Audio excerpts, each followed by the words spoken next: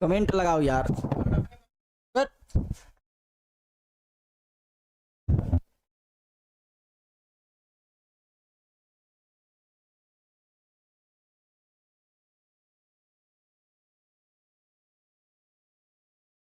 हाँ तो प्यारे बच्चों, कैसे हैं आप लोग? उम्मीद है कि खैर आफियत से होंगे, अच्छे होंगे और बिल्कुल बेहतरीन अंदाज में आप अपने पढ़ाई कर रहे होंगे। तो आज बाबू फाइनली हम लोग पढ़ने वाले हैं चैप्टर 9। और चैप्टर 9 का नेम क्या है? तो आप लोग सभी को पता है कि चैप्टर 9 का नेम है बाबू अशोक का शस्त्र त्याग, वंशीधर श्रीवास्तव। अच्छा, वाकई में वास्तव में त्याग दिए, इसीलिए इसके लिखने वाले कौन है?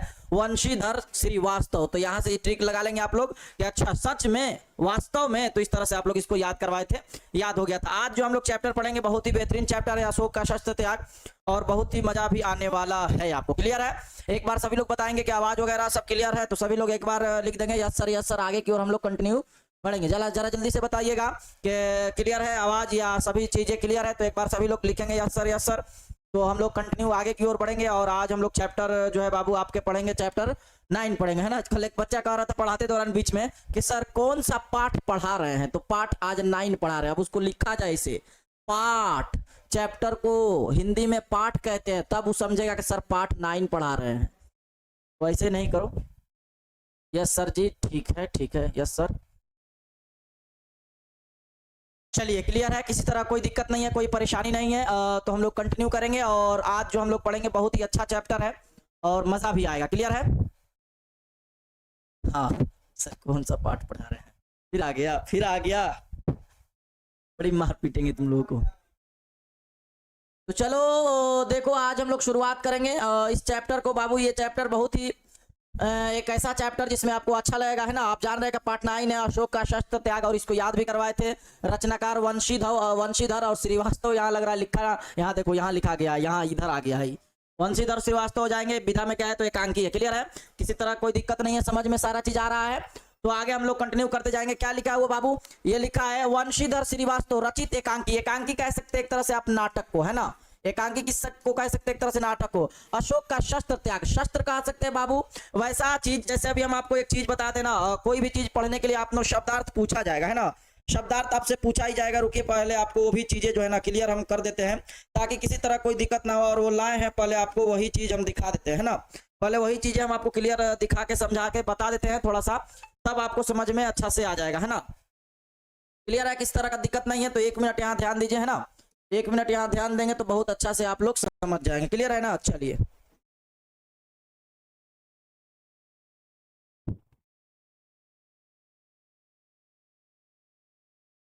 देखिए, ये जो है आपको यहाँ ध्यान रखिए, शब्दार्थ ये इंपॉर्टेंट है और आपके एग्जाम में पूछे भी जाएंगे। पहले इसको आपको करा देते हैं ना, हम बताए भी, जबकि पढ़ाते समय भी बता देंगे, लेकिन उतना बच्चा ध्यान नहीं देता है। जो आपके बुक में है, एक बात हमेशा ध्यान रखिएगा, जो आपके बुक में आपके शब्दार्थ रहेंगे, है ना, बुक में रहेंगे कौन सा बाबू शब्दार्थ, तो उसको एक नजर देख लीजिएगा आप लोग, ठीक ना। शस्त्र मतलब हाथ में थाम कर, है ना, चलाया जाने वाला हथियार, जैसे तलवार हो गया या कोई और चीज हो गया, भाला हो गया, है ना। त्याग मतलब जान रहे हैं कि छोड़ना होता है, ठीक है। संवाददाता आएगा लफ्ज, आप संवाददाता मतलब संवाद पहुंचाने वाला मतलब कह सकते हैं खबरी लाल, है ना, कह सकते हैं ना खबरी लाल। खबरी लाल खबर दे दो सही, है ना। खबरी लाल खबर दे दो सही, वरना अंजाम होगा इसका बुरा। और पढ़ने वालों पढ़ लो सही, वरना तुम्हारा भी अंजाम होगा बुरा। तो ये दोनों लोग ऐसे होते हैं जो आप पर फिट बैठता है कि खबरी लाल जो है सही खबर दे, और पढ़ने वाले भी पढ़े तो सही से पढ़े, जो आपका पैटर्न होना चाहिए, ठीक है। तो किस तरह कोई दिक्कत नहीं है। तो आगे की ओर हम लोग कंटिन्यू बढ़ेंगे। गुप्तचर के माने होता है बाबू छिप कर तो लेने वाला, यानी जासूस कह सकते हैं ना। गुप्तचर खुद ही कह रहा, गुप्त मतलब लुप्त हो जाना, यानी जासूस। और संचालन मतलब होता है नेतृत्व या सुचारू रूप से चलाने वाले को कहते हैं, जो एकदम जैसे नेतृत्व कहा जाए कि आपका एक, जैसे अभी आपका उर्दू और नॉन हिंदी का कौन हम कर रहे हैं, तो नेतृत्व कर रहे हैं, मतलब आपको चला रहे हैं उर्दू और नॉन हिंदी के लिए, तो ये नेतृत्व है, सुचारू रूप से चलाना है। क्लियर है? आगे की ओर बढ़ेंगे। आत्मसमर्पण मतलब होता है अपने आप को उपस्थित करना या स्वयं को पकड़ में आना। क्लियर है? पराधीन पढ़ाते वक्त भी समझा देंगे, दूसरों के अधीन। वीरांगना मतलब होगा, अभी आएगा वीरांगना, जो देखिएगा वीर महिला मतलब बहुत ही एक तरह से कहा जाए बहादुर, युद्ध में लड़ने वाली महिला। साक्षात का मतलब होता है सामने, और प्रतिज्ञा का मतलब होता है निश्चय होता है, ठीक ना, तो प्रण यानी निश्चय होता है। तो ये हमें उम्मीद है कि आप लोग समझ गए होंगे और किसी तरह कोई दिक्कत प्रॉब्लम नहीं होगा, है ना। तो चलिए अब हम लोग कंटिन्यू करते हैं यहाँ से, अब आपको समझ में आएगा और बहुत अच्छा समझ में आएगा। तो ये देखिए जो आप लिखे हैं अशोक का शस्त्र त्याग, ये जो लिखा हुआ है कि वंशीधर श्रीवास्तव रचित एकांकी अशोक का शस्त्र त्याग, अहिंसा, अहिंसा एक लफ्ज है बाबू, अहिंसा और एक है बाबू हिंसा, ये दोनों को समझना बहुत आपके लिए जरूरी है। एक हिंसा और एक अहिंसा, ये दोनों आपके लिए बहुत ही जरूरी शब्द है जो आपको समझना है। हिंसा के माने होता है एक तरह से कह सकते हैं लड़ाई झगड़ा वगैरह करना, ठीक ना। हाँ बिल्कुल, वो बता देंगे जो जो आपके लिए इंपॉर्टेंट रहेगा शब्दार्थ, क्लियर है ना। एक तो होता है बाबू क्या, हिंसा और एक अहिंसा। हिंसा के माने समझिए कि जो मतलब युद्ध करे, लड़ाई झगड़ा करे, वो हिंसा है। अहिंसा मतलब बिल्कुल शांति के प्रतीक। तो यही कह रहा है कि अहिंसा के पक्ष में, यानी ना लड़ने, एकदम न, जो कहिए कि बगैर झगड़ा किए, कथा नक का मार्मिक विकास करती है, शांति के पक्ष में सक्रिय होने की शिक्षा देती है। मतलब ये जो नाटक है, इस लिहाज से पाठ उपादेयता उल्लेखनीय है। अभिनय नाटकीय दृश्यों का, है ना। अब देखिए इसमें कई दृश्य दिए गए, 3 दृश्य आपको पढ़ाएंगे, बहुत अच्छा समझ में आएगा। ये ना समझिए आप ये पढ़ाने के बाद भी आपको 2 मिनट खड़ा होकर ऐसे सुना देंगे कहानी की तरह, तो और अच्छा आप समझ जाइए, क्लियर है। शब्द कैसे सुधारिएगा उज्जवल कुमार, आपके शब्द सुधारने का सबसे जो है ना बेहतरीन अम्ल जो है वो प्रैक्टिस है। जितना आप प्रैक्टिस कीजिएगा, लिखिएगा, उतना अच्छा आप शब्द को सुधार पाइएगा, ठीक है।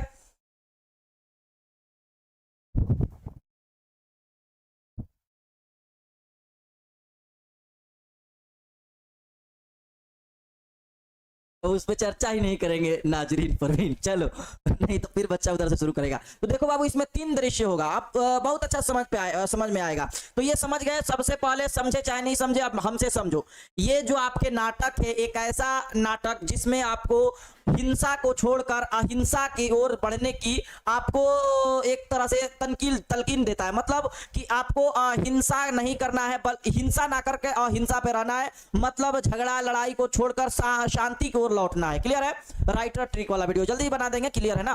तो समझिए, अब समझ में आएगा। पहला दृश्य में क्या है, जरा सा गौर कीजिएगा तो अच्छा समझ पे आइएगा कि अशोक का शस्त्र त्याग में पहला दृश्य क्या है। देखिए पहला दृश्य में एक मैदान, मगध के सैनिकों शिविर लगे हैं। शिविर कहते हैं एक तरह से जो छावनी अगर वगैरह सैनिक है तो वो हो सकते हैं, ठीक ना। लगे हैं, बीच में मगध की पताका फहरा रही है। पताका कहते हैं परचम, झंडा को, उसको पताका कहते हैं ना, परचम लहरा रहे हैं। पताका के पास सम्राट अशोक का शिविर है। मतलब देखिए आपको अच्छा सा समझा देना, जैसे में एक मैदान है, वहां एक झंडा लहराया हुआ है परचम, और वहां अशोक का शिविर है, अशोक आसपास बैठा हुआ है। मन में एक भावना आ रहा है ना, बीत चुकी है, आकाश में तारे चमकने लगे हैं, शिविरों में दीपक जल रहे हैं, दीपक यानी चराग जल गए हैं। अपने शिविर में अशोक अकेले टहल रहा है ना, टहल रहे हैं। उनके मुख पर चिंता का छाया है। वे कुछ सोचते हुए आसन पर बैठ जाते हैं। और वे क्या सोचते हैं कि कलिंग इतनों वर्षों से जीता नहीं गया है। अभी आपके पास खबर आएगा, जो लाएगा उसको संवाददाता कहते हैं, और इसके माने होता है खबरीलाल, जो हम आपको बताएं। अशोक स्वतः यानी अपने, स्वतः मतलब अपने, आज 4 साल से, देखिए ये आएगा सवाल, जल्दी सभी लोग कमेंट करेंगे। 4 साल से युद्ध हो रहा है, तो कलिंग की युद्ध कितने वर्षों से हो रहा था, जल्दी कमेंट करोगे सभी। लिखने से क्या होगा कि याद हो जाएगा, 4 साल से। और कलिंग आज भी जीता नहीं जा सका। मतलब ये युद्ध कलिंग का 4 सालों से हो रहा है, लेकिन अभी भी युद्ध को जीता नहीं गया है। दोनों ओर से लाखों आदमी मारे गए हैं, लाखों घायल हुए, पर हम आज भी असफल हैं। क्या होगा इसका परिणाम? अब देखिए द्वारपाल क्या कहता है, सिर झुकाकर राजन, संवाददाता आना चाहता है। अब मतलब ये द्वारपाल जो गेट के बाहर खड़ा रहने वाले को द्वारपाल कहते हैं। हाँ तो अब 1 नहीं 4, अब तुम कई को 4 भेजे हो, हमको लगता है करोड़ों और अरबों में गिना जाए तो नहीं, हमको लगता है कि ये तो मैथ में भी कोई इतना 4 नहीं लिखता। हम एक बार 4 बोले तो तुम लोग कई 4 लिखे हो, उसका क्या 4 डालोगे, तो 4 एक बार लिखो। द्वारपाल कहते हैं जो गेट पे खड़ा रहता है बाबू, ठीक है। तो सिर झुकाकर कहता है कि मालिक, संवाददाता यानी खबरीलाल आना चाहता है, क्या कह रहे हैं। अशोक कहता है कि आने दो ना, क्या बात है, आने दो, हो सकता है खबर लाया होगा। अच्छा, खबर लाने वाला भी बड़ा ऐसा लगता है कि जैसे कि या तो अच्छा खबर लाता है या तो बुरा खबर। उसके देखकर मतलब एक तरह से जब तक सुनिए नहीं ना, तो मतलब अपने आप में ना खुशी महसूस होता है ना गम महसूस होता है ना। वो कहते हैं ना कि क्या करे, इंतजार करने से इंतजार होता नहीं, है ना। क्या करे, इंतजार करने से इंतजार होता नहीं, और सब्र का घोंट इतना कभी कभी कड़वा हो भी जाता है कि हमको इंतजार में उसको पीना पड़ता है। मतलब कि कहना ये है कि जो खबरीलाल होता है, वो आने के बाद जब तक खबर ना सुना दे, एक तो उसको देखने के बाद समझ में आ जाता है कि उसका चेहरा कैसा है, मतलब वो क्या खबर ला सकता है, क्लियर है। हाँ, तो संवाददाता आयात क्या कहता है, प्रवेश करके महाराज अशोक की जय हो, महाराज अशोक की जय हो। अहो अब तो लग रहा है खबर अच्छा है, शुभ संवाद है, मतलब एकदम खुशखबरी है, गुप्तचर समाचार लाया हूं, मतलब एकदम जासूसी वाला। कलिंग के महाराजा लड़ाई में मारे गए। वाह, कलिंग के राजा जो है लड़ाई में मारे गए। अशोक कहता है, प्रश्न संता एकदम पूर्वक क्या कहता है, मारे गए, एकदम सोचता है भाई मगध की विजय हुई। अब देखिए अशोक का जो सेना वो मगध के और ये कलिंग के, तो दोनों में आपको डिफरेंस ध्यान रहे है ना। कलिंग जीत लिया गया है, संवाददाता चुप है। अब जब कहा कि महाराज की जय हो, कलिंग जीत लिया गया है, तो ये सोच रहा है। और अब दुल्हा लग रहे हैं, दुल्हा लग रहे हैं तो क्या कहा जाता। तो यहां तक तो आपको समझ में आ गया कि खबरीलाल खबर लेके आया, तो फिर भी ये सोचने पर मजबूर है ना। अब क्या कहता है, देखिए अशोक क्या बोलते हैं, बोलते क्यों नहीं हो तुम, चुप क्यों हो। और जब कहे कि अच्छा वाकई में कलिंग जीत लिया गया है, चुप क्यों हो, सवाल पैदा होता है। संवाददाता कहता है धीरे से बोलूं क्या महाराज, कलिंग का दुर्ग फाटक आज भी बंद है। मतलब तो कलिंग तो जीत लिया गया, ठीक है, ये आया खबर लाया बता दिया। और उसके बाद ही जब कहता है कि बताइए ना महाराज क्या किया जाए, कलिंग तो जीत लिया गया, लेकिन फिर भी अपने आप में खबर सुनाने के बाद होता है ना कि एक उदासी है। वो उदासी ये था कि जो उसका फाटक था अभी भी बंद था, दुर्ग यानी दरवाजा, है ना। फिर किस मुंह कहूं कलिंग जीत लिया गया। अशोक कहता है उत्तेजित होकर, कलिंग के फाटक आज भी बंद है। अभी अपने आप में प्रश्न है, प्रश्नवाचक चिन्ह लगा हुआ है। कह रहा है कि अशोक उत्तेजित होकर एकदम उत्तेजित हो जाता है और कहता है कि आज भी फाटक बंद है, तो तुम किस मुंह से कह रहे हो। संवाददाता कहता है हाँ महाराज, कलिंग के फाटक आज भी बंद है। अशोक कहता है उत्तेजित होकर, क्या कहता है, खड़े होते हुए, बंद है तो खुल जाएगा। अब कह रहा है कि बंद है तो खुल जाएगा, है ना। जाओ जाकर सेनापति से कह दो कल सेना का संचालन, हम आपको बताएं संचालन मतलब नेतृत्व, मतलब एक तरह से कहता है ना जो उसको चलाएगा, मैं स्वयं करूंगा। कल या तो कलिंग के दुर्ग फाटक खुल जाएगा या मगध की सेना वापस चली जाएगी। जाओ, हाथ से जाने नहीं देना, ये संकेत करते हुए कहा। मतलब अशोक अब स्वयं लड़ने के लिए तैयार है। देखिए एक बात अब आपको क्लियर कर दे, पहला दृश्य में आप क्या सुने, पहला दृश्य में सुने कि संवाददाता आता है, बहुत अच्छा से एकदम दिमाग में फिट कर देते हैं। पहला अगर बात किया जाए तो पहला दृश्य में यह है कि अशोक के पास संवाददाता खबर लेके आता है। लेके आने के बाद कहता है कि महाराज की जय हो, महाराज की जय हो, कलिंग जीत लिया गया है। लेकिन फिर भी चुप रहता है, कहता है कलिंग तो जीत लिया गया है लेकिन अभी भी उसका दुर्ग यानी फाटक बंद है। तो वो कहता है क्यों, तो अब अशोक सोचता है कि अच्छा फाटक बंद है तो कोई बात नहीं। वो कहता है कि अब मैं जाऊंगा और सारे सेनापतियों को इकट्ठा करो, उसका संचालन मैं स्वयं करूंगा और जाकर या तो उसको जीता जाएगा या तो फाटक खुलेगा या तो मगध की सेना वापस आएगी। ये पहला दृश्य में आप देखें। अब दूसरा दृश्य में देखिएगा तो बहुत अच्छा समझ में आएगा। दूसरा दृश्य में क्लियर है। दूसरे दिन प्रातःकाल समय शस्त्र सज्जित अशोक घोड़े पर बैठे हैं। घोड़े पर कौन बैठा है, अशोक। उनके पास उनका सेनापति है, सामने कलिंग दुर्ग है। मतलब अब अशोक सेना को लेकर गया और अशोक आसानी के साथ जब घोड़े पर है जिसका फाटक बंद है। अब फाटक के सामने जरा एक बार सभी लोग लिखेंगे कि समझ में तो आ रहा है, सभी को किसी तरह कोई परेशानी नहीं है, क्लियर है ना। हाँ सर, एकदम दिमाग में फिट बैठ रहा है।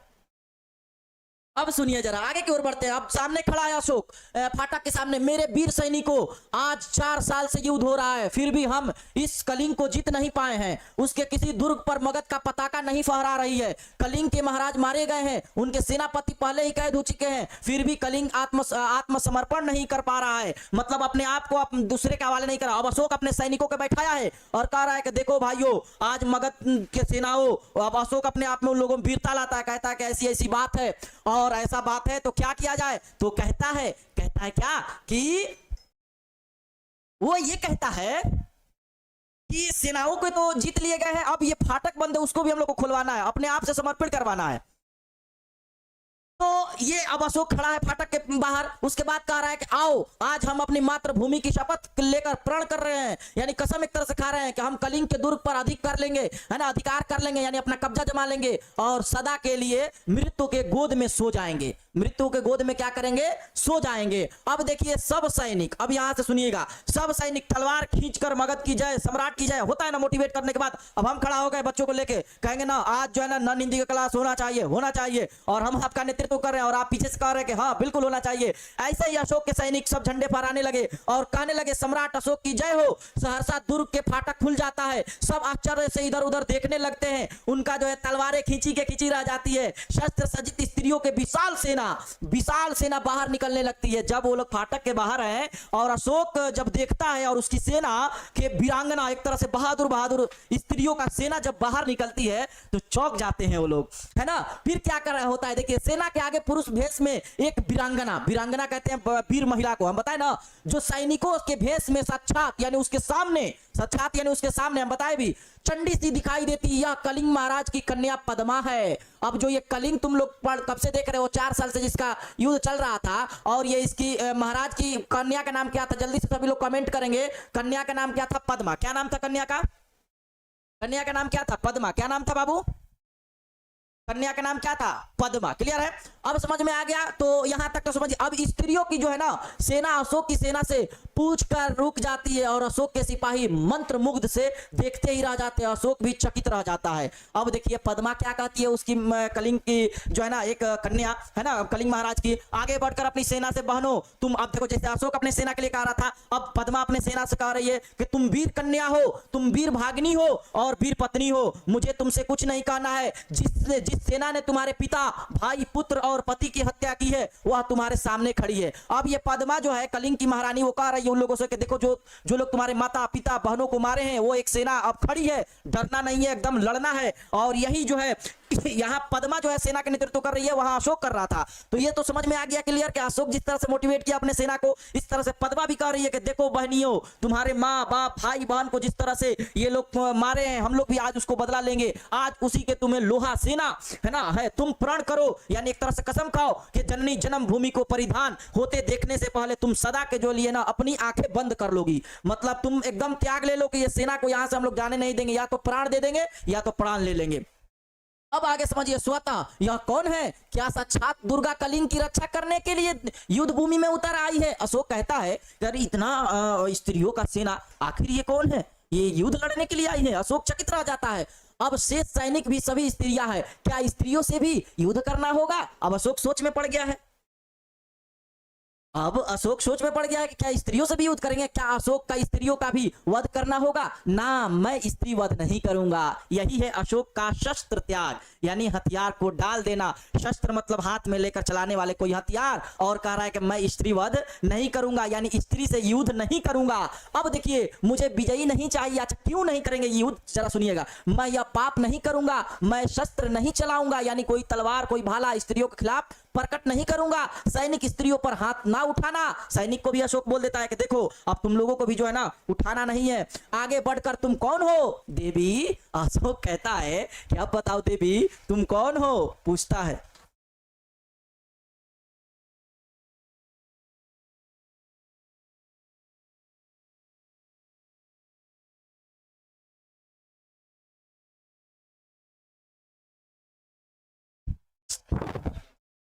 अब पद्मा क्या कहती है? अब तो अशोक ये कह दिया कि हम स्त्री वध नहीं करेंगे, और ये पूछता है कि कौन हो देवी? अब देखिए, मैं कलिंग महाराज की कन्या हूं। हम बताए भी कि पद्मा कौन है, तो सभी लोग कहेंगे कलिंग महाराज की जो है ना कन्या है। मैं हत्यारे अशोक की सेना से लड़ने आई हूं। अब देखिए, ये हिम्मत एक बहुत बड़ी चीज है। आखिरी में आपको एक जो है ना मोटिवेशन को लेके, हिम्मत को लेके हौसला नहीं छोड़ना चाहिए। एक कहानी सुनाएंगे 2 मिनट का। जब तक मैं हूं मेरी वीरांगनाएं, वीरांगना कैसे कहते हैं? वीर महिला को, बहादुर महिला को, कलिंग के भीतर कोई पैर नहीं रख सकता। कहां है अशोक? कहां है मेरे पिता का हत्यारे? अब बताओ कि वो अगर सवाल पूछ दे कि कन्या कौन थी, तो पद्मा, और पद्मा के कौन हत्यारे थे, तो पिता के हत्यारे। मैं उससे द्वंद्व युद्ध करूंगा। द्वंद्व युद्ध मतलब समझ रहे हो ना, दोबारा युद्ध करना चाहती हूं। अशोक क्या कहता है? अब तो ये अशोक कह रहा है कि मैं स्त्री वध नहीं करूंगा, ये कह रही है कि मैं लड़ूंगा, मैं लड़ूंगा। अब देखिए और मजा आएगा। अशोक तो मैं ही हूं राजकुमारी। अब ये जब उससे कहता है, कहती है ये उससे, अशोक से जब ये कहती है कि मैं तो अपने पिता का बदला लूंगा, अब चाहे हम मेरी सेना कम है या ज्यादा है उससे कोई मतलब नहीं है, लेकिन मैं तो ये बदला जरूर लूंगी, है ना। तो अशोक कहता है कि मैं ही तो हूँ राजकुमारी, दोषी मैं ही हूँ, परंतु तुम स्त्री हो, तुम्हारी सेना भी स्त्रियों की है, मैं स्त्री पर शस्त्र नहीं चलाऊंगा। अब ये कहता है अशोक उसके सामने, जैसे कैसे आपको याद है, इतिहास पढ़े होंगे तो, सिकंदर के जब सेना आया था, तो सिकंदर के सेना जब बढ़ा रहा था धनानंद के पास, तो उसका सेना जो था वो उसका कहा कि आके हम लोग भारत में नहीं घुसेंगे। या तो सिकंदर से कहा कि या तो लीजिए हुजूर हम ही को मार दीजिए, नहीं तो हम लोग को वहां मत कुछ लवाइए, आप जितना सेना ले जा रहे हैं खाली भारत में उतना उन लोगों का हाथ ही है। तो मतलब ये इतिहास जब पढ़े होंगे तो आपको जानकारी होगा। तो इसी तरह से अशोक क्या कहता है कि मैं स्त्री वध नहीं करूंगा। पद्मा क्या कहती है? क्यों महाराज? अब देखिए पद्मा क्यों महाराज? अशोक शस्त्र की आज्ञा, राजकुमारी है ना पद्मा, और शस्त्र की आज्ञा है कि तुम निरपराधियों की हत्या करो। शास्त्र की जो है ना आज्ञा है कि तुम अपनी विजय लालसा को पूरी करने के लिए लाखों माताओं की गोद सुनी कर दो।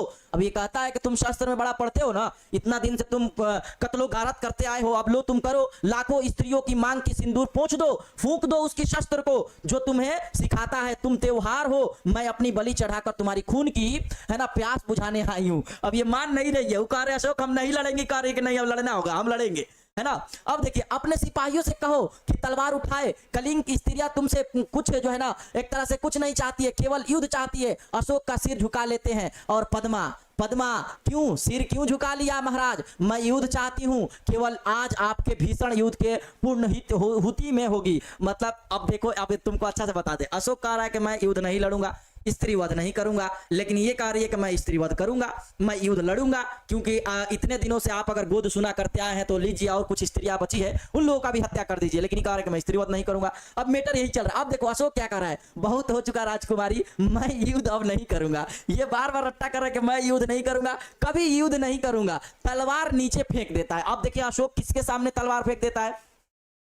अशोक किसके सामने तलवार फेंक? तुमको क्या लग रहा है कि अशोक जो है कन्या को पसंद करने लगे हैं क्या? इसीलिए आगे सुनोगे तो मजा आएगा। पद्मा क्या कहती है, यह क्या है महाराज, है ना, यह क्या है महाराज? अशोक अपने सैनिकों से तुम भी अपनी तलवार नीचे फेंक दो। आज से अशोक तुम्हें कभी किसी पर आक्रमण करने की आज्ञा नहीं देता है। फेंक दो अपनी तलवारें। यानी अशोक का शस्त्र त्याग यहां हो रहा है। आपके चैप्टर का जो नेम है उस पर अमल, यानी अशोक का तलवार फेंक दिया जा रहा है, यानी अशोक का शस्त्र त्याग, है ना।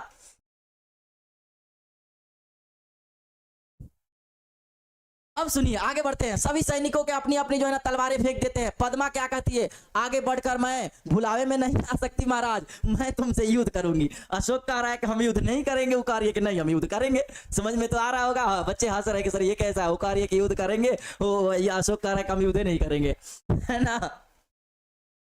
आगे देखिए, मुझे अपने पिता का बदला लेना है। अब कन्या पद्मा किसका बदला लेना चाहती है? अपने पिता के, ठीक ना। अशोक क्या कहता है, सिर झुकाकर तो लीजिए बदला। राजकुमारी, मैं अपराधी हूं, जिस अशोक ने लाखों को सिर काटा है और जिस अशोक ने सिर आज तक किसी के जो है ना आगे नहीं झुकाया, वह आपके आगे नत है। अब क्या बात है भाई, क्या बात है भैया। ये लग रहा है कि अशोक का कहीं चक्कर तो नहीं चल रहा है ना। ये तो अशोक का शस्त्र त्याग नहीं, अशोक का नजर का त्याग चल रहा है यहाँ। अशोक कह रहा है कि देखिए महारानी कन्या जी, मैं युद्ध नहीं करूंगा। तो वो कह रही है कि नहीं हम युद्ध करेंगे ही करेंगे, तुमको करना होगा। तो ये कह रही है कि नहीं महाराज, हम अपने पिता के बदला लेंगे। तो ये सब चीज तैयारी करने के बाद कह रहे हैं कि लीजिए मैं ही अपराध हूं, आइए हम ही को मार दीजिए। अब मतलब इतना अशोक जो है ना गिर चुके हैं, समझिए जरा क्लियर। आगे नहीं झुकूंगा, आइए मैं ही हूं, काट लीजिए इसको सिर, इस सिर को। अशोक बेचारे झुक गए। मैं हथियार नहीं उठाऊंगा, मेरी प्रतिज्ञा है। मैं कसम खाता हूं ना, प्रतिज्ञा करता हूं कि आपके जो है ना बिल्कुल। अब ये कह रहे हैं कि मैं नहीं उठाऊंगा। पद्मा क्या कहती है जरा सुनिए। तो जाइए महाराज, स्त्रियां भी निहत्तों पर वार नहीं करेगी। ओहो, लीजिए पद्मा का भी आ गया जवाब। नहीं होता है कब जब सभी लोग अपने आप को एकदम छोड़ देते हैं अपने आप पे, जाने दो भाई, है ना। देखिए एक बात हमेशा ध्यान रहे, आप भी जो है ना बहस वगैरह किसी से ना करें। अगर जब कोई कह रहा है कि हाँ मैं सही हूं, तो आप कहिए हाँ आप सही है, मैं गलत, अस्सलाम वालेकुम, निकल जाइए वहां से। तो ये एक अच्छा चीज है ना। तो ये समझिए जरा, ये कह रही है कि जाइए, जब आप नहीं उठाएंगे तो मैं भी निहत्था। उसे कहते जो अपने आप को झुका लिए, प्रतिज्ञा के रक्षा जीवन रहित रहे। पद्मा अपनी स्त्रियों को सेना के साथ दुर्ग में चली जाती है। ये तो दूसरा दृश्य में। पहला दृश्य में आप क्या देखे जरा गौर से सुनिएगा। पहला दृश्य में आप ये सुने कि पहला दृश्य में संवाददाता, दोनों को हम कॉन्सेप्ट दे रहे हैं 2 मिनट के अंदर में, फिर तीसरा दृश्य देखेंगे हम लोग। पहला दृश्य में संवाददाता खबर लाता है, जिसकी चाहत है कलिंग जीतने की 4 सालों से, वो कलिंग की खुशखबरी लाता है। फिर भी लाता है, लेकिन फाटक बंद था। फाटक खुलवाने के लिए अशोक जाता है सेना को लेके, लेकिन सेना को लेके तो जाता है, लेकिन वो देखता है जब स्त्रियों का सेना, तो वो वहां से कहता है, वो क्या कहता है, वो कहता है कि मैं युद्ध नहीं करूंगा स्त्री से, लेकिन वो जो कन्या होती है वो कहती है कि मैं युद्ध करूंगा। बड़ा मामला जो है गड़बड़ हो गया। अब लास्ट में कहता है ठीक है युद्ध करिएगा, तो लीजिए मैं ही सबका हत्यारा हूं, सबका मैं ही मारा हूं, हम ही को मार दीजिए। तो ये भी कहती है कि ठीक है, जब तुम निहत्था बन गए हो, अपने आप को कबूल कर रहे हो, तो हम भी तुमको छोड़ दे रहे। और वो चली गई अपना सेना को लेकर दुर्ग में, यानी अपनी कलिंग की जो कन्या थी, क्या नाम था, पद्मा। अब समझिए आगे तीसरा दृश्य में क्या है, दूसरा तक समझ में आ गया होगा। तीसरा दृश्य में अशोक और उसके सभी सरदार पीले वस्त्र कहते हैं अभी बौद्ध धर्म के बारे में, धारण किए हुए और उनके सामने एक बौद्ध बिच्छू बैठे हुए हैं। बौद्ध बिच्छू बौद्ध धर्म में देखिएगा महात्मा बुद्ध के बारे में अभी आपको आखिरी में समझाएंगे, किस्सा भी बताएंगे। बौद्ध बिच्छू अब मतलब एक तरह से जो बौद्ध बिच्छू होते हैं ना, वो पीला वस्त्र धारण कर लेते हैं और अपने आप को समर्पित कर देते हैं, कोई चीज अब नहीं करेंगे, है ना। अब उनके सिवा बस ध्यान है। अशोक से कहो कि मैं प्रतिज्ञा करता हूं, है ना। अशोक से कह रहा है कि कहो कि मैं प्रतिज्ञा करता हूं, है ना। बौद्ध बिच्छू, जब तक मेरे शरीर में प्राण रहेंगे, अशोक जब तक मेरे शरीर में प्राण रहेंगे, बोलता है, प्रतिज्ञा करता है। बहुत तीसरा दृश्य में दिखा रहा है कि जो है ना अशोक अपने आप को बौद्ध धर्म जो है ना अपना के पीला वस्त्र धारण कर रहे हैं। अहिंसा की मेरा धर्म होगा। अहिंसा मतलब क्या बाबू, एक हम आपको बताए थे हिंसा, एक हम आपको बताए थे हिंसा और एक बताए थे अहिंसा, है ना। दोनों में हम आपको डिफरेंस बताए थे। अहिंसा यानी हिंसा यानी युद्ध करना, और अहिंसा मतलब शांति का प्रतीक, एक ना लड़ना। हाँ, अहिंसा मेरा धर्म होगा मतलब शांति का प्रतीक। बहुत बिच्छू, मैं सबके प्रेम करूंगा और मेरा करुणा सदाव्रत आपको सबको मिलेगा। अशोक कहता है मैं सबसे प्रेम करूंगा, मतलब जैसे होता है ना जो कहवावा जाए, जो कहने के लिए कहा जाए, वो कहता है अशोक, करूंगी नहीं। ये कौन सा शब्द तुम कॉपी पेस्ट कर रही हो। आगे बढ़ेंगे बाबू। तो बौद्ध बिच्छू, प्रतिज्ञा करो कि जब तक जीवित रहूंगा अपनी प्रजा की भलाई करूंगा, मतलब ये कह रहे हैं बौद्ध बिच्छू, सब प्राणियों को सुख शांति पहुंचाने का प्रयत्न करूंगा, है ना, और सब धर्मों को समान दृष्टि से देखूंगा। ये बौद्ध बिच्छू। अशोक कहता है मैं प्रतिज्ञा करता हूं, जो आपका है मैं मानूंगा, है ना। अब कहता है कि कहो बुद्धम शरणम गच्छामि, धर्मम शरणम गच्छामि, संघ शरणम गच्छामि। अब तुम गच्छो कि बस ये जो बातें कहे हैं। अब देखिए बुद्ध के ये त्रिरत्न होते हैं बौद्ध धर्म में ध्यान रखिएगा, बौद्ध धर्म में त्रिरत्न हो गए। जो आईएएस वगैरह या यूपीएससी बीपीएससी तैयारी करेंगे ना, बौद्ध में त्रिरत्न होते हैं। त्रिरत्न बाबू ध्यान रखिएगा, त्रिरत्न यही एक तरह से कहा जाए कि एक हो जाएगा संघ, है ना, संघ, और एक धर्म, संघ धर्म, और एक हो जाएगा बाबू आपके बुद्ध संघ धर्म। तो ये तीन त्रिरत्न है। अब देखिएगा जब हम आपको बताएंगे तो महात्मा बुद्ध के बारे में तो आप जान नहीं रहे होंगे या नहीं, उससे कोई मतलब नहीं है। तो उसे कहा जा रहा है कहो कि बुद्धम शरणम गच्छामि, मैं बुद्ध के शरण में, गच्छम यानी गच्छता हूं कि ये सब कार्य मैं करता हूं। धर्म शरणम गच्छामि, ये धर्म को किसी भी धर्म का जाति का होगा मैं उससे जो है ना युद्ध वगैरह या शांति का प्रयत्न करूंगा। संघ शरणम गच्छामि यानी जो जितने भी संघ में लोग होंगे, संघ में एक तरह से कहा जाए तो संगम बुद्ध शरणम गच्छामि, धर्म शरणम गच्छामि, संघ धर्म, यानी एक तरह से गच्छ रहे मतलब मान लो, ठीक ना। अभी इसको तुमको समझाएंगे। अब क्लियर तुम लोगों को समझ में आ गया। देखो अब नहीं समझ में आया तो 2 मिनट में सुनो, समझ जाओगे। 2 मिनट में सुनोगे इस नाटक को तो समझ जाओगे। सर आप 9th को क्यों नहीं पढ़ाते हो? 9th को जैसे आज्ञा होगी वैसा पढ़ाना शुरू कर देंगे, ठीक ना। तो सुनिए, असल में अभी बाबू थोड़ा सा स्टूडियो का जो है ना प्रॉब्लम है, इस वजह से 9th में क्लास नहीं ले पा रहे हैं। बहुत जल्द लेंगे, ठीक ना, बहुत जल्द लेंगे 9th वालों के लिए भी। अभी थोड़ा स्टूडियो का यहाँ प्रॉब्लम चल रहा है, ठीक ना। तो इस वजह से बाबू 9th वालों को भी लेंगे, ठीक ना। जैसे ही प्रिंस सर कहेंगे आपको मुताबिक वो कर दिया जाएगा। अब देखिए सुनिए जरा, पहला दृश्य में समझ आता है, खबर लाता है, खुशखबरी लाता है कि कलिंग जीत लिया गया। अशोक जाता है स्वयं संचालन के लिए, क्योंकि दुर्ग का फाटक नहीं खुला था शॉर्टकट में। वहां जाता है तो जब स्त्रियों का सेना देखता है तो कहता है कि मैं स्त्री वध नहीं करूंगा, वहां अपना शस्त्र को त्याग देता है। ये दूसरा दृश्य हो गया। तीसरा दृश्य में देखे कि जब ये कर ही दिया तो ये क्या कहता है, अब कहता है कि बस पीला वस्त्र धारण कर लीजिए तीसरा दृश्य में, और कहिए कि बुद्धम शरणम गच्छामि, धर्म शरणम गच्छामि, संघ शरणम गच्छामि। गच्छ लेते हैं कि मैं ये कार्य मतलब नहीं करूंगा, और ये कार्य जो होगा मैं इस तरह का चीजों को नहीं करूंगा, ठीक ना। बौद्ध धर्म असल में महात्मा बुद्ध की शुरुआत की गई एक ऐसा स्थिति था। बौद्ध धर्म खुद जो है ना खुद को पूजा करने के लिए नहीं कहते थे। बौद्ध धर्म जब आप पढ़िएगा बहुत मजा आएगा। महात्मा बुद्ध ये नहीं था कि महात्मा बुद्ध कोई गरीब थे। महात्मा बुद्ध राजा के बेटे थे। उनका एक बेटा पैदा हुआ राहुल, यानी कहते कि वो राह का कांटा है। महात्मा बुद्ध जब देखिएगा तो महात्मा बुद्ध 29 वर्ष के उम्र में घर छोड़ देते हैं। शादी करने के बाद भी सोचते हैं कि इनका घर वाले शादी कराते हैं क्या, अभी अब रहेगा तो नहीं, यही सवाल करता था। असल में महात्मा बुद्ध जो थे ना, उनका बचपन के नाम सिद्धार्थ था। वो कहते हैं ना, वो एक सवाल 3 सवाल करते थे, है ना। वो 3 सवाल वो मानते थे। कहते हैं कि बताओ कि संसार में दुख क्यों है।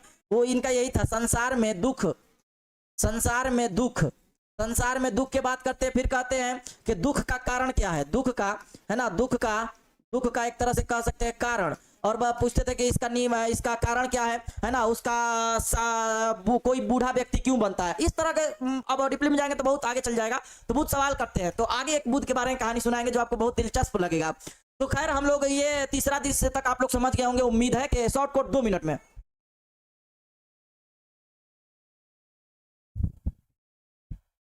क्लियर है? हाँ, अब यहाँ तक तो समझिएगा, सब तरह की बातें क्लियर है। अब चलते हैं हम लोग प्रश्न की ओर, तब आपको कहानी सुनाएंगे, ठीक ना।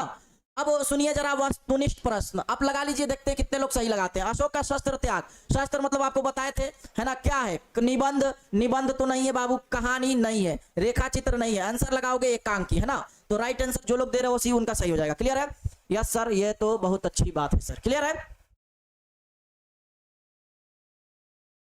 हाँ, ये सर क्लियर है। आप इतना बात तीनों लाइन बताएं कि कॉन्सेप्ट क्लियर हो गया। पढ़ने के बाद तो सर थोड़ा समझ में आया था, लेकिन आज पूरा समझ में आ गया कि सर ये कहानी, ये नाटक कैसा है।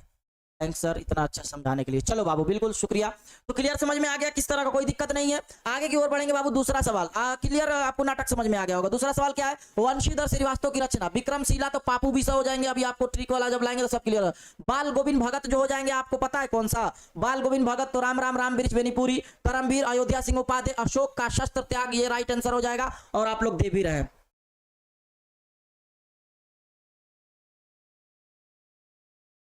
चलिए आगे की ओर बढ़ते हैं। सवाल नंबर 3, पद्मा कौन थी? मगध की राजकुमारी, मगध के तो अशोक था। कलिंग की राजकुमारी, विदेह और चित्तौर का तो जिक्र है नहीं, तो कलिंग की राजकुमारी थी। आगे बढ़ते हैं। सवाल नंबर 4, सैनिकों को तलवार फेंकने का आदेश किसने दिया था? अशोक, पद्मा, लक्ष्मीबाई, सेनापति। तो वही ना कहता है अशोक के सब सेनापति अपने अपने हथियार को फेंक दो, हम लोग स्त्री वध नहीं करेंगे और अपना शस्त्र को त्याग देंगे। आगे बढ़ते हैं। पद्मा का संबंध है बक्सर की लड़ाई से? नहीं बाबू, बक्सर की लड़ाई 1764 ईस्वी में हुई। किसी को याद है बक्सर की लड़ाई? और 1857 की क्रांति तो ये बहुत पहले। कलिंग के युद्ध से, तो प्लासी के युद्ध तो आपको पता है 57 में, है ना। तो ये इसका आंसर हो जाएगा बाबू, राइट आंसर हो जाएगा, ग हो जाएगा, और कलिंग के युद्ध से। आगे बढ़ते हैं। सवाल नंबर 6, बौद्ध भिक्षु के सामने अशोक और उसके सभी सरदार किस रंग के वस्त्र धारण कर लिए? पीला वस्त्र धारण कर लिया। आसान सा सवाल है। हाँ, सभी का आंसर भी आ रहा है, बहुत बढ़िया। चलिए आगे की ओर बढ़ते हैं बाबू, कंटिन्यू करते हुए। 7 नंबर, कलिंग दुर्ग खुलने पर किसकी सेना बाहर आती है? आसान है, पुरुषों की, स्त्रियों की आती है, यक्षों और किन्नरों की नहीं। क्लियर है? सवाल नंबर बाबू 8, अशोक का शस्त्र त्याग शीर्षक एकांकी के लेखक हैं? प्रेमचंद तो हो जाएंगे। प्रेम होता है कहाँ? तो ईदगाह में। क्लियर है? वंशीधर श्रीवास्तव। अच्छा, वास्तव में तो ये हो जाएगा, मम्मी एक बाल दे दे, एक बाल क्या दे दे? तो बच्चे की दुआ, ये रहता है ना। तो एक बाल मोबाइल दे दे, बच्चे की दुआ हो जाएगा। अगर हम बात करेंगे बाबू फणीश्वर नाथ रेणु, तो फन मारेगा तो ठेस लगेगा, तो ठेस ये हो जाएगा। सारा चीज क्लियर है, तो आंसर इसका वंशीधर श्रीवास्तव। आगे की ओर बढ़ते हैं। सवाल नंबर बाबू 9, अशोक का शस्त्र त्याग शीर्षक पाठ के मूल उद्देश्य क्या है? अहिंसा परमो धर्म, शांति का पक्षधर, दोनों, है ना। तो ठीक है, तो है, अहिंसा भी है और शांति का पक्षधर भी है। अहिंसा मतलब युद्ध ना करना, और ये सवाल का जवाब हो जाएगा, दोनों हो जाएगा। तो यानी ये तीनों आंसर क्लियर हो जाएगा। ठीक है, समझ में आ रहा होगा, किस तरह कोई दिक्कत नहीं है। सवाल नंबर 10, मैं स्त्रीवाद नहीं करूंगा, यह पक्ति किसने कही? अशोक ने कहा, है ना। पद्मा तो नहीं, सेनापति अशोक ने कहता है। कलिंग संबंधित है रानी लक्ष्मीबाई से, पद्मा से संबंधित है, अशोक से मगध संबंधित है। कलिंग की महाराज कन्या कौन थी? पद्मा थी। अशोक का शस्त्र त्याग शीर्षक एकांकी में कुल कितने मुख्य पात्र है? मुख्य पात्र अशोक के शस्त्र त्याग में, तो एक तो आपको अशोक हो जाएगा, है ना, एक तो अशोक हो जाएगा, है ना। जरा जिसका जवाब देंगे सभी लोग। अशोक का शस्त्र त्याग शीर्षक एकांकी में कुल कितने पात्र है? संवाददाता, है ना, पद्मा 2। तो हमारे मुताबिक इसका आंसर जो होना चाहिए, देखें कितने लोग आंसर सही दे रहे हैं, दीजिए 13 नंबर का आंसर। आंसर दीजिए, आंसर दीजिए। देखते हैं कि भाई इसका पात्र तो गिनने पे तो बहुत हो जाएगा। अशोक हो जाएगा, पद्मा 2 हो जाएंगी, है ना, और तो वो तो हो जाएंगी 3। देखते हैं कि इसका आंसर जो है सही क्या होना चाहिए।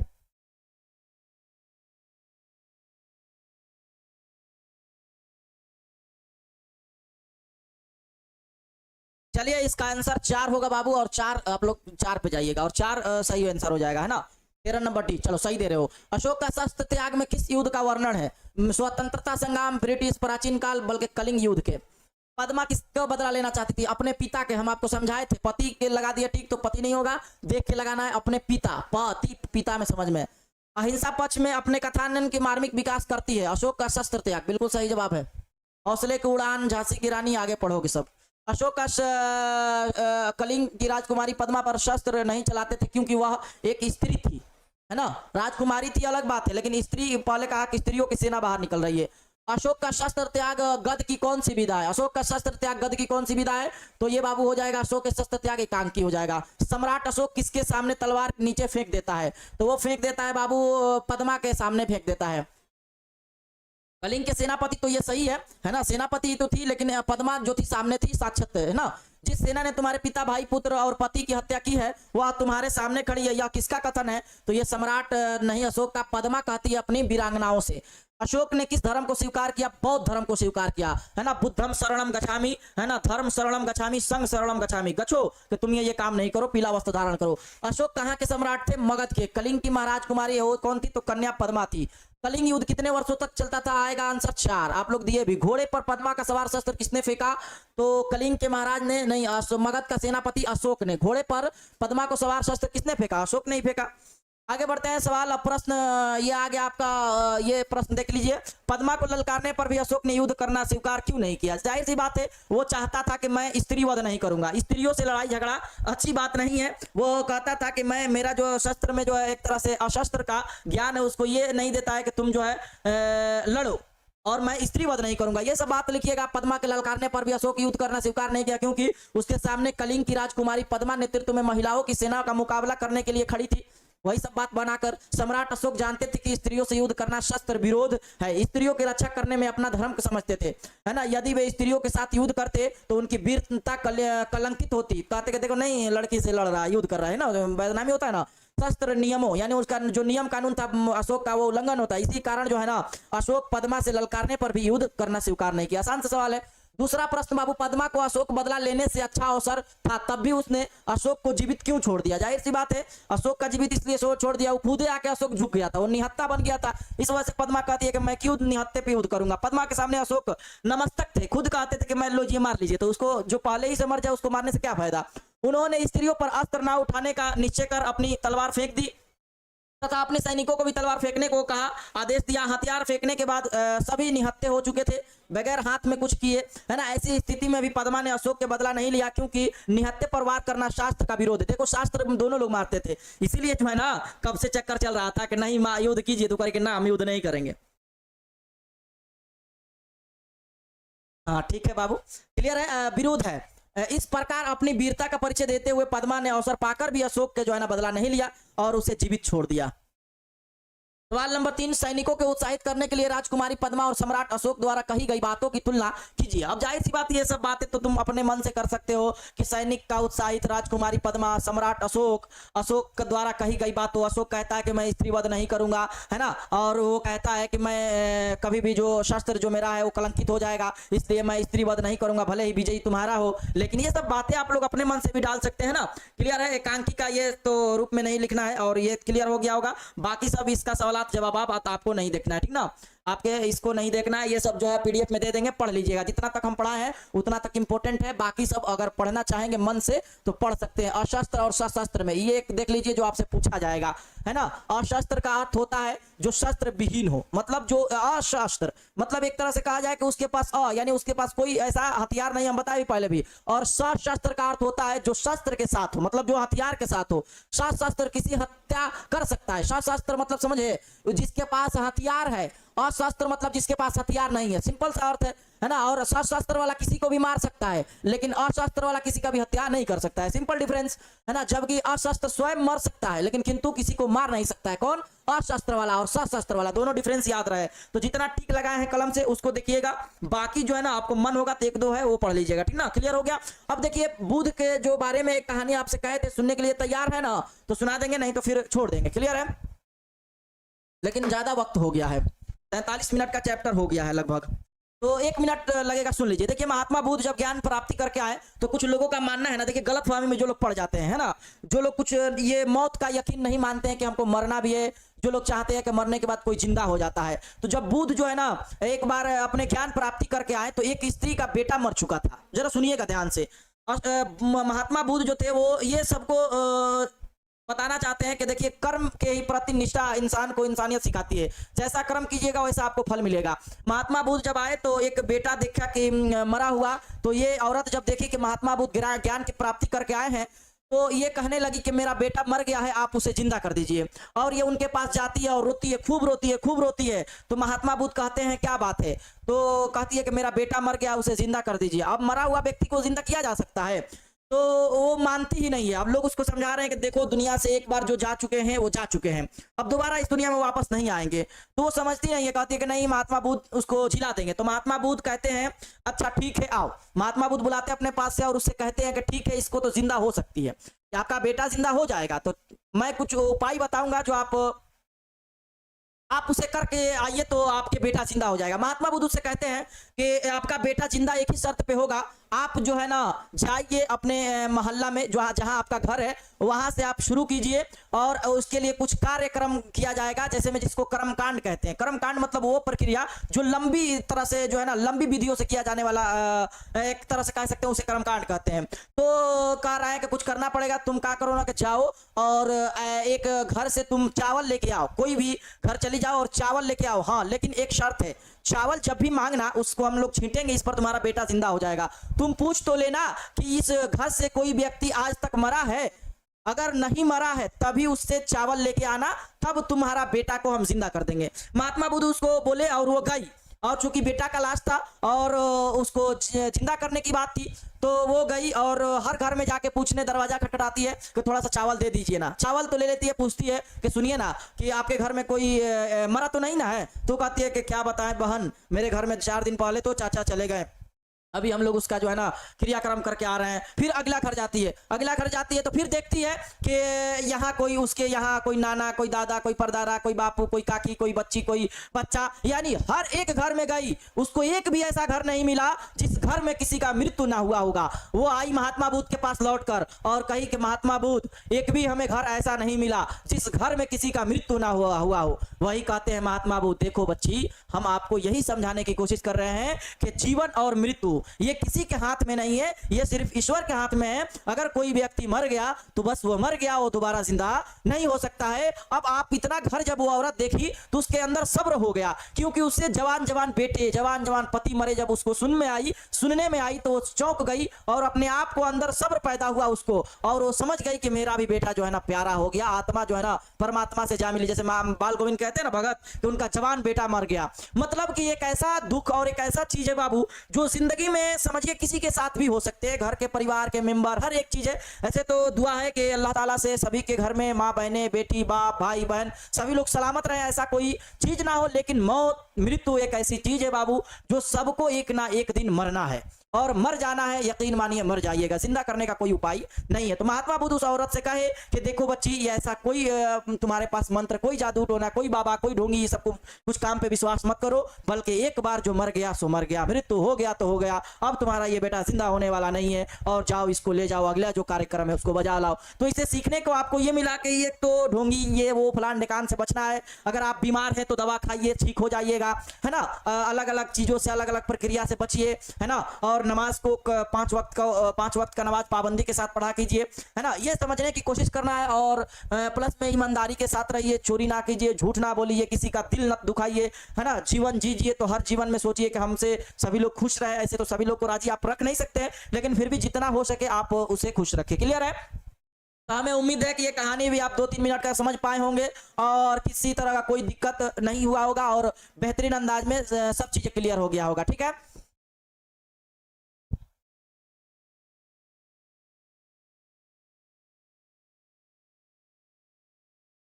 हम भी जाएंगे अभी पढ़ने। चलिए बाबू क्लियर है? तो आज के ये आपका चैप्टर बेहतरीन अंदाज में क्लियर हो गया होगा। किसी तरह कोई परेशानी, किसी तरह कोई दिक्कत नहीं है। दिक्कत हो तो आपके लिए डाउट सेशन मौजूद है, डाउट सेशन खुला है, आप वहां पूछ सकते हैं। चलिए बाबू मिलते हैं अगली क्लास में, आज के लिए इतना ही।